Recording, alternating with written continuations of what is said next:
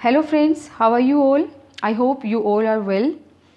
In today's video, we are going to discuss HTET 2021 Common English portion. Okay, जो आपका HTET में Common English 15 marks का रहता है वो हम यहाँ डिस्कस कर रहे हैं. आप अगर देखना चाहें पहले वाले साल के जो पेपर्स हैं उनकी भी मैंने वीडियोस बनाई हैं. प्लेलिस्ट में आपको बता देती हूँ. HTET PGT common Hindi, HTET PGT common English, वो PGT के लिए आपकी हो जाएंगी. And the same for TGT, HTET TGT common English, HTET TGT common Hindi. और कुछ PRT की वीडियोस भी डाली हुई हैं. अगर आप PRT के लिए प्रिपेयर कर रहे हो तो वो भी आप जो है वॉच कर सकते हो. इस वीडियो में चलो हम स्टार्ट करते हैं. सबसे पहला क्वेश्चन है, और एक चीज़ मैं आपको क्लियर कर दूं, क्वेश्चंस बहुत ज़्यादा मुश्किल नहीं आते हैं. अगर आप थोड़े से भी एफर्ट्स डाल लेंगे तो आप यहाँ से अपने 15 के 15 क्वेश्चंस करेक्ट निकाल सकते हैं. जो भी टॉपिक आपको मैं बोलती हूँ कि इस टॉपिक से आया है, आप उसी टॉपिक को अपना अच्छे से कर लीजिए. ठीक है, कुछ ट्रिक्स भी मैं साथ साथ बताती हूँ, तो वीडियो को लास्ट तक आप जरूर देखिएगा. Choose the correct option to fill in the blank. This pen is both good dash cheap. अब आपको क्या करना है, करेक्ट ऑप्शन भरना है, लेकिन इसने बताया थोड़ी ना है कि किस टॉपिक से रिलेटेड है.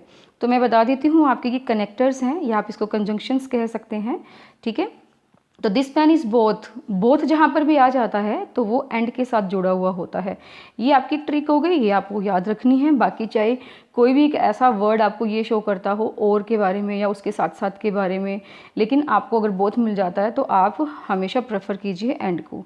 तो as well but only and. अब यहाँ पे this pen is both good as well as cheap भी जा सकता था, लेकिन मैं वही चीज़ें कह रही हूँ, वो दिखने में ठीक लगता है but grammatical point of view से आप किसको चूज़ करेंगे, एंड को चूज़ करेंगे बोथ के साथ. तो 46 का क्या रहेगा, फोर्थ ऑप्शन. नेक्स्ट क्वेश्चन है, select the appropriate preposition to fill in the blank. Preposition आपको फिल करनी है और प्रेपोजिशन से आपको हर बार एग्जाम में क्वेश्चन मिलता है, तो बहुत अच्छे से कीजिएगा. दिस हिज हट इज़ डैश होटल ताज. अब उसकी जो हट है, जो झोंपड़ी है, वो ताज होटल के कैसे है, पास में है, ऊपर है, नीचे है, बाएं हैं, दाएं हैं. ऑप्शंस हमें दिए हुए हैं. अबव है तो इसका मतलब ताज होटल के ऊपर तो हो नहीं सकती. आउट, बाहर, अब उसका कोई लेना देना नहीं है. आउट ऑफ ताज तो बहुत कुछ है. बिसाइड्स, अब जब अगर हम बात करते हैं बिसाइड्स की, तो मैंने आपको बताया था इसका मतलब होता है की बजाय या इन एडिशन ऑफ. ठीक है, इन एडिशन ऑफ, तो वो हमारे पास नहीं जाएगा. रह गया क्या, बिसाइड. बिसाइड का मतलब होता है के साथ में या के पास. ठीक है, के साथ या के पास. ठीक है, नियर की सेंस में आप जो है बिसाइड को यूज़ कर सकते हो. ठीक है, नियर की सेंस में आप बिसाइड को लेकर के चलिए. अब क्या ये एक हिंट मैं आपको अगर दूं, आप इसमें और इसमें कैसे डिफरेंस पता करेंगे. जैसे कि इसने बी को तो दोनों को निकाल दो. जब आपका अकेला क्या रहता है, साइड, तो अकेला अगर साइड आता है तो इसका मतलब भी वही है, साइड वाला पार्ट. ठीक है, लेकिन अगर साइड्स अगर ले गया तो आप कह लीजिए कि बहुत सारे साइड्स ले गया, वहाँ समझ नहीं आ रहा कौन सी साइड हम जाएं, तो वो की बजाय आ जाएगा. ठीक है, तो इस तरीके से आप थोड़ा सा लिंक करा कर भी याद कर सकते हो.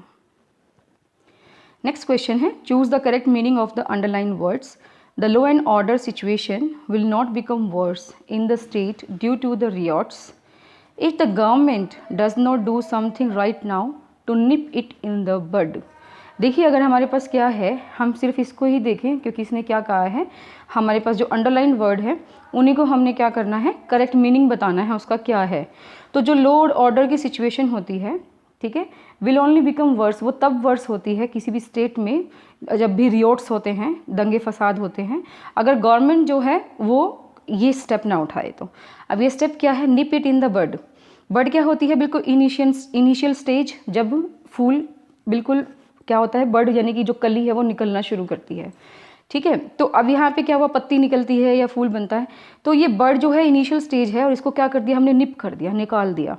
बर्ड की ही स्टेज पे हमने उसको क्या कर दिया, ख़त्म कर दिया. तो उसी के अकॉर्डिंग हमारे पास इसके ऑप्शंस हैं.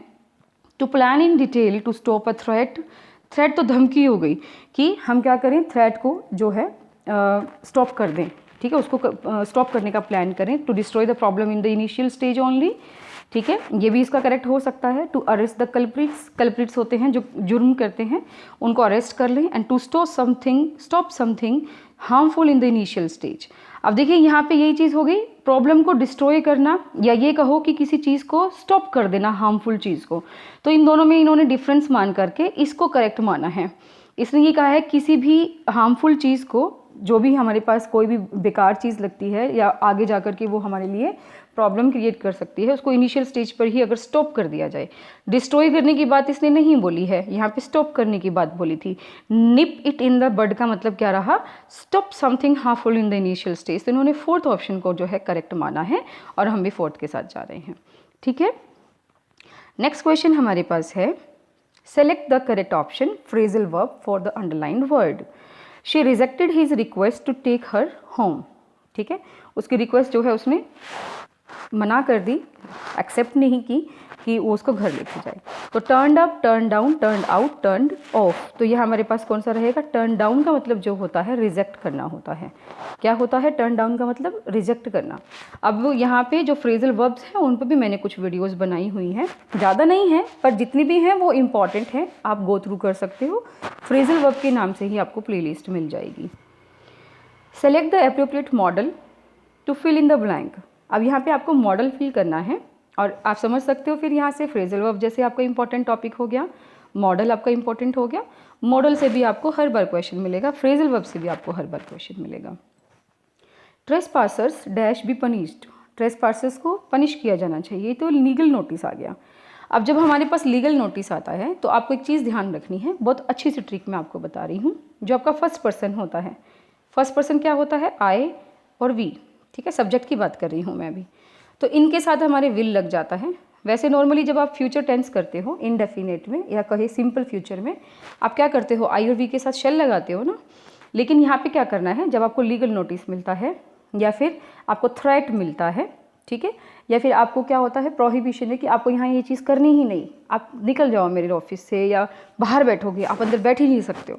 तो इस तरीके की कुछ भी चीज़ें अगर आपको लगती हैं दी हुई है सेंटेंस में, तो आई और वी के साथ आप विल लगाइए और जो सेकंड और थर्ड पर्सन आपके बच जाते हैं, जिसमें आपका यू सेकंड पर्सन में, ही, शी, दे वो आपके थर्ड पर्सन में, या कोई भी नेम, तो उनके साथ आप शेल लगा दीजिएगा। ठीक है, थर्ड पर्सन में आपका कोई नेम हो सकता है या कोई भी एक ऐसा नाउन हो सकता है जो फर्स्ट या सेकंड पर्सन नहीं है।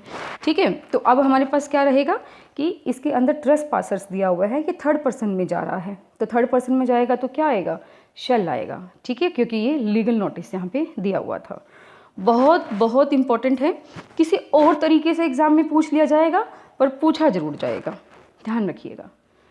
Choose the appropriate preposition to fill in the blank. देखिए प्रपोजिशन से आपका एक और क्वेश्चन निकल के आ गया, तो आप सोच सकते हो कि प्रपोजिशन कितना इंपॉर्टेंट टॉपिक है। अब आप ये मत सोचना कि दो ही तो नंबर हैं मेरे भाई और बहनों, मैं आपको बता देती हूँ, एक एक नंबर की वैल्यू होती है। उनका दर्द पूछो जो 89 पे आकर के रुक जाते हैं समटाइम्स। ठीक है, जो 84 85 जो होता है इसी के लिए होता है, जो 84 पे रुकते हैं ना उनसे पूछो जरा एक नंबर कितना इंपॉर्टेंट होता है। तो प्रपोजिशन को भी ढंग से कर लो तो एक दो नंबर तो यहाँ से भी मिल रहे हैं आपको। What is the time dash your watch, ये मैंने अपनी वीडियोज़ में भी कराई हैं, जो आपको कई बार तो बिल्कुल डायरेक्ट एग्जाम्पल्स मिल जाते हैं। ठीक है, मैंने काफ़ी सारी एग्जाम्पल्स जो दी हैं वो कॉम्पिटिटिव एग्जाम्स में आए हुए एग्जाम्पल्स वहाँ पे उठाए हुए हैं। तो आप प्रपोजिशन की वीडियो देखोगे ना तो आपको ये नॉर्मली भी मिल जाएगा। What is the time by your watch, in your watch नहीं होता कभी भी, बाय योर वॉच होता है। Select the correct option phrasal verb for the blank left in the sentence. Again you are getting one more question on phrasal verb. ठीक है, तो phrasal verb पे हमारा कौन सा क्वेश्चन है। Select the correct option. Cholera has dash in this village. Cholera has dash in this village, यानी कि चोलेरा की जो बीमारी है वो आ गई है इस गांव में, तो वो क्या हो जाएगा, ब्रोकन आउट हो जाएगा। क्या आ जाएगा, ब्रोकन आउट। ब्रेकआउट का मतलब क्या होता है, कोई चीज़ फूट पड़ना। ठीक है, तो फूट पड़ना का इन द सेंस ये नहीं है कि असल में फूट पड़ी है, मतलब कि वो क्या हो गई है, वो स्टार्ट हो गई है। तो ब्रोकन आउट हमारा इसका आंसर हो जाएगा, cholera has broken out in this village. Next हमारा क्वेश्चन है, choose the part of the sentence which is incorrect. The party president made Rakesh a MP candidate for the coming election. यहाँ पे एक चीज़ मैं आपको बता दूँ, द पार्टी, यहाँ पे कई बार तो क्या होता है कि सेंटेंस पढ़ते पढ़ते हमें आंसर मिल जाता है, लेकिन फिर भी अगर नहीं मिलता है तो आप अपने जो पार्ट्स ऑफ स्पीच है 8 होते हैं, उनके ऊपर इतनी अच्छी कमांड बना लीजिए जहाँ पर भी मिस्टेक दिखे वो आपको रिकग्नाइज हो जाएगी तुरंत।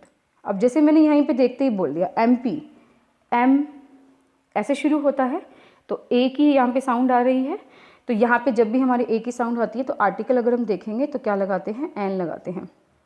आर्टिकल्स भी वीडियोज़ हैं, ज़रा देखिए, बिल्कुल अलग ढंग से कराई हुई है कि आप जो है आर्टिकल जब भी अटैम्प्ट करें तो ज़रूरी नहीं कि आप वोवल्स और कॉन्सोनेंट्स देखकर ही समझ जाओ, आप उसकी साउंड को भी देखो भाई, साउंड को देखोगे तो करेक्शन अच्छे से कर पाओगे।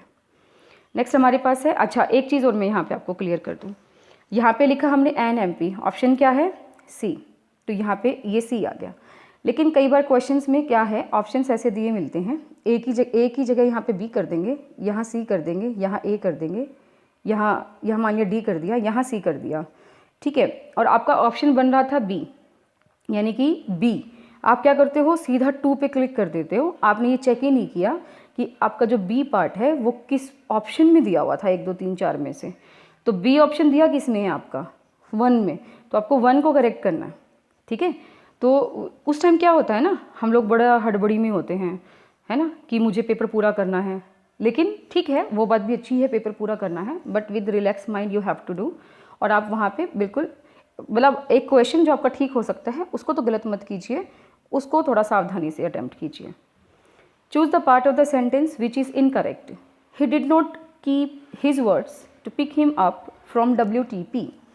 अब यहाँ पे क्या हुआ, हमारे पास एक मुहावरा टाइप से हो जाता है, कीप हिज वर्ड, यहाँ पे वर्ड आएगा ना कि वर्ड्स आता है, ठीक है। कीप हिज वर्ड यानी कि अपने शब्दों पर रहो, जो बात अपनी बोली है उसी पर रहो, प्राण जाए पर वचन न जाए, है ना, हमारे सिया राम जी की अगर हम कहानी कहें तो यही तो था, keep his words, keep on words, तो इस तरीके से आपका क्या रहेगा, कीप ऑन वर्ड रहता है, कीप ऑन वर्ड्स नहीं रहता है, कीप ऑन वर्ड। तो हमारा ऑप्शन क्या आ जाएगा इसमें, बी। अब देखो फर्स्ट में हमारा पास बी है, सेकंड में बी नहीं है, तो ये मिस्टेक मत करना, और समटाइम्स देखो एग्जाम्पल भी वैसे ही आ जाते हैं जो हम आपको समझाना चाहते हैं। Choose the correct tense form to fill in the blank. Tense आ गए आपके, again tense is very important. I had consulted my lawyer, had consulted, had plus third form आया है, ठीक है, हर एग्जाम में आ रहा है, आप ध्यान से देखना, PGT में भी आया हुआ है, ठीक है, had plus third form. Before I dash the complaint, यानी कि कंप्लेंट लॉन्च करने से पहले मैंने अपने लॉयर से डिस्कस कर लिया था, ठीक है, कर चुका था, तो ये काम पहले हो चुका, जो काम पहले हो चुका होता है उसमें हैड प्लस थर्ड फॉर्म, और जो इस काम के बाद होता है उसमें हमारे पास ओनली सेकेंड फॉर्म, तो लॉज्ड हमारे पास आएगा, आई had consulted my lawyer before I lodged the complaint. Choose the appropriate model to fill in the blank. Very good. Again, a question on model. He dash listened to the stories of his grandma before he slept. अब यहाँ पे क्या हो गया, habit की बात की है, सोने से पहले वो हमेशा अपनी दादी माँ से कहानियाँ सुनता है। तो पास्ट हैबिट अगर आती है हमारे पास तो हम पास्ट के अकॉर्डिंग चलेंगे, और जैसे कि कोई अगर हम काम कर रहे हैं, करते हैं, तो उसमें हम क्या लगा देते हैं, प्रेजेंट इंडेफिनिट लगा देते हैं, तो यहाँ पे हमारे पास पास्ट इंडेफिनिट के हिसाब से अगर हम बात करें तो हमारे पास वुड जाता है, ठीक है। सुना सकती है, सकती थी, अगर कोई ऐसी चीज़ हो जो कर सकती थी तो कुड लगाओ, ठीक है। कैपेबिलिटी की अगर बात करते हैं तो कुड लगाओ, ठीक है, और जब प्रोबेबिलिटी की बात आती है तो माइट लगाओ जहाँ पे श्योर नहीं होता, लेकिन इसने कहा है कि हैबिट की बात हो तो हैबिट में हम क्या जाएंगे, वुड के साथ जाएंगे, तो he would listen to the stories of his grandma before he slept. The next question is choose the correct meaning of the underline word. The hostess broke the ice by introducing the strangers to each other. अब यहाँ पे क्या हुआ कि हमारे पास broke the ice का आपने क्या करना है, अंडरलाइन वर्ड्स हो गई है और इनका क्या बताना है आपको, मीनिंग बताना है। तो हॉस्टेस ने क्या किया, सारे स्ट्रेंजर्स थे, जैसे फ्लाइट के अंदर होता है, बहुत रेयर चांसेस होते हैं कि कोई हमारा जान पहचान का मिल जाए, ठीक है, हमारी ट्रेन बसों में ही नहीं जल्दी से मिलते हैं, तो प्लेन में तो कहाँ मिलेंगे।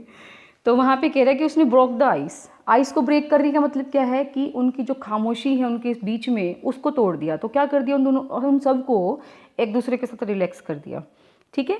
तो क्या रहेगा हमारा इसका answer, to make people relax with each other, to make people perplexed with each other, to serve welcome drink to the guests, to start a game of puzzle. तो बिल्कुल फर्स्ट क्वेश्चन बिल्कुल ईजिली आप इसमें guess कर पा रहे हो, to make people relax with each other. Choose the correct tense form to fill in the blank. Municipality has decided to dash the overhead wires. अब म्यूनिसिपैलिटी ने क्या किया है, डिसाइड किया है, जो ओवरहेड वायर्स जाती हैं ना, काफ़ी हाई वोल्टेज की होती हैं, उनको दूर करने का। तो यहाँ पे हमारे पास ऑप्शंस हैं did away with, do away with, has done away with, had done away with. अब कई बार क्या होता है ना, बच्चे ना सेंटेंस देख के ऐसे हो जाते हैं कि भी पता नहीं क्या करूँ। अरे भाई इतना इजी क्वेश्चन, टू के बाद आपका फर्स्ट फॉर्म लगता है, बस यहीं पे ख़त्म हो गया भाई आंसर। टू के बाद फर्स्ट फॉर्म है, डिड हमारे पास सेकंड फॉर्म है, ख़त्म। हैज़ डन आया हुआ है, अभी पहले से टू है, टू के साथ हम हेल्पिंग वर्ब और फिर वर्ब क्यों लगाएंगे, दोनों में यही बात हो गई। तो रह गया क्या ऑप्शन, डू अवे विद। आप उसके मीनिंग में घुसो ही मत भाई, ग्रामर का पोर्शन है, जस्ट ट्रिकी तरीके से उसको सोल्व करो। तो do away with, municipality has decided to do away with the overloaded wires. Next हमारे पास है choose the correct option for the following. One who wastes a lot of money is. अब हमें मीनिंग बताना है बस इसका, जैसे कैसे ऐसे कहते हैं ना कि हम वन वर्ड सब्स्टिट्यूशन है, ठीक है। तो एक ऐसा पर्सन जो क्या करता है, बहुत ज़्यादा पैसे वेस्ट करता है। भाई मैं तो बिल्कुल भी नहीं हूँ ऐसे, मैं फ्रुगल हूँ, ठीक है। फ्रुगल फ्रुगल यहाँ पे क्या हो जाएगा, इसका ऑपोजिट हो जाएगा। करेक्ट ऑप्शन में तो इसने ये बोला है कि उसका मीनिंग बताओ, तो आपको सिनोनिम ढूंढना है। फ्रुगल तो कौन होता है, मितव्ययी, बिल्कुल कम पैसे खर्च करने वाला, ठीक है। रिक्लूज का मतलब क्या होता है, जो अकेला रहना पसंद करता है, ठीक है, जो अकेली लाइफ जीता है, अपने सर्कमस्टांसिस खुद क्रिएट कर लेता है, तो वो रिक्लूज होता है। प्रोडिगल, प्रोडिगल का मतलब होता है एक्स्ट्रावेजेंट। एक्स्ट्रावेजेंट मतलब ये जो बंदा है, one who waste a lot of money, खर्चीला, जो बहुत सारे पैसे खर्च करता हो, ठीक है। और रेटिसेंट का मतलब क्या होता है, अल्पभाषी, जो कम बोलता है, ठीक है। Not wanting to entertain people, talk people about things, ठीक है, तो वो होता है रेटिसेंट। तो आपको मीनिंग समझ आ ही गया है, तो आप भी बता दीजिए कौन सा होगा। मीनिंग होगा हमारे पास प्रोडिगल आंसर, ठीक है। Select the appropriate model for the expression given. Oh my God, ये 2021 का पेपर है, जिसने मॉडल अच्छे से कर रखे थे ना, तो भाई उसकी तो चांदी हो गई। Harish has annoyed his boss today, he dash be fired soon. And probability है, जैसे कि मैंने आपको बताया, जो प्रोबेबिलिटी होती है तो हम तीन चीज़ें यूज़ कर सकते हैं, एक होता है मे, एक होता है माइट, एक होता है कुड, ठीक है। अब यहाँ पे इन्होंने क्या लिखा है, प्रोबेबिलिटी। अब देखो यहाँ पे प्रोबेबिलिटी में हम कैन भी यूज़ कर सकते हैं, चार चीज़ें अगर हम मान के चलें, ठीक है। पॉसिबिलिटी अगर हम बात करते तो पॉसिबिलिटी में भी हम ये चार चीज़ें यूज़ कर सकते हैं। तो Harish has annoyed his boss today, आज उसने बॉस को अनॉय कर दिया, नाराज़ कर दिया, तो ही डैश बी फायर्ड सून। तो यहाँ पे प्रोबेबिलिटी जो है, मतलब आप 50-50% कह सकते हो। 100% का क्या होता है कि जब प्रोबेबिलिटी बहुत अच्छी होती है तो मे का साथ लेते हैं हम, उससे कम आ जाती है तो माइट का साथ लेते हैं, और उससे भी कम आ जाती है तो कैन कुड के साथ जाते हैं, ठीक है। तो अब कैन कुड के साथ हम इसलिए जा रहे हैं कि तो थोड़ी पॉसिबिलिटी है भाई, ऐसा नहीं है कि नाराज कर दिया तो सच में ही फायर ही कर देगा, लेकिन प्रोबेबिलिटी बनती है वहाँ पे, तो इसलिए हमारे पास क्या हो जाएगा, कैन हो जाएगा। अनॉयड किया है, एंग्री नहीं किया है, या आप कुछ और उसको थोड़ा सा बढ़ा चढ़ा के अगर बोल सकते थे, तो पॉसिबिलिटीज़ की भी एक क्या होती है, डिग्री होती है, तो उसके अकॉर्डिंग आप थोड़ा गेस कर सकते हो यहाँ पे। तो Harish has annoyed his boss today, he can be fired soon. तो प्रोबेबिलिटी के लिए हमने सेकेंड ऑप्शन कैन को चूज़ किया। तो ये थे हमारे 15 क्वेश्चन रिलेटेड टू इंग्लिश, ठीक है, जो कॉमन इंग्लिश का पोर्शन रहता है, सबके लिए इंपॉर्टेंट है, सबको करना पड़ेगा, जो भी एचटेट के लिए प्रिपेयर कर रहा है, टीजीटी, पीजीटी, ठीक है, और सबको बेनिफिट होगा इससे। तो लाइक शेयर ज़रूर कीजिएगा, अपने फ्रेंड्स के साथ आप शेयर कीजिए, ताकि उनको भी थोड़ा सा ज्ञान मिल जाए भाई, जो मैं दे रही हूँ।